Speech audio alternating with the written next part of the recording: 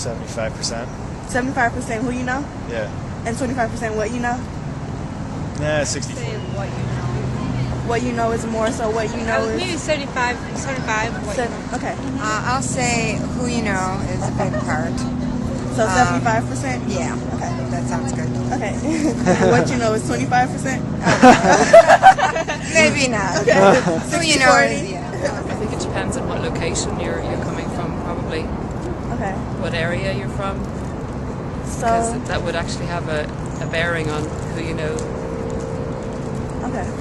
So, but do you think it could be 50-50%?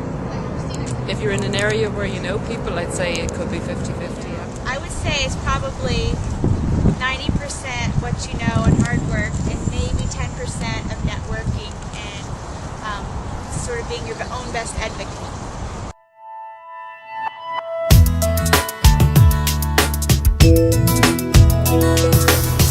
I think it's always better to do something that you love to do, but sometimes you have to do what you have to do to pay the bills, but you can always do your other sort of passion on the side. Okay. Do you love doing that? I don't always love weeding 8 hours a day, but I love being a gardener and a horticulturist, and that's what I got my degree in. So you take the good with the bad, just like any job. If you learn to love it, you might hate it. So I would say it would have to be a passion. Okay. Again, it depends on your circumstances. Okay. What about you? What about your circumstance? When you first got into the career force, did you start out doing something you loved, or did you learn to love it? Yeah, I started doing something I loved, yeah. Okay, which was, if you don't mind? I set up a vintage clothes shop.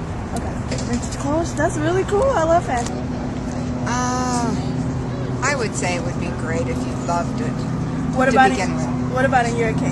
What happened? In my case, I've had many careers.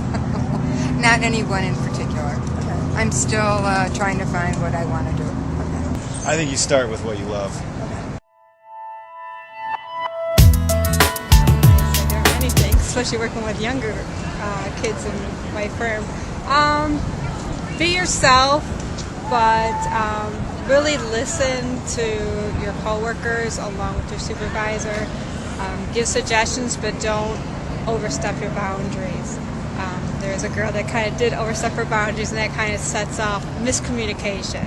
And that's working with different generations. Now there's 4 generations in the workplace. I'm sure you guys know that. Yeah. So it is very interesting, but yeah, I would just listen to your peers. Don't overstep it. Give suggestions. Don't be afraid to. They can get and a lot of enthusiasm and interest, and they'd have to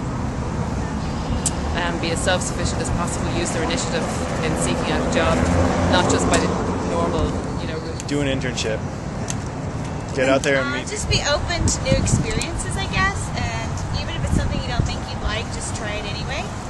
And ask a lot of questions and take advantage of opportunities that are given to you. It's so important to just keep setting goals for yourself. Okay. Thanks.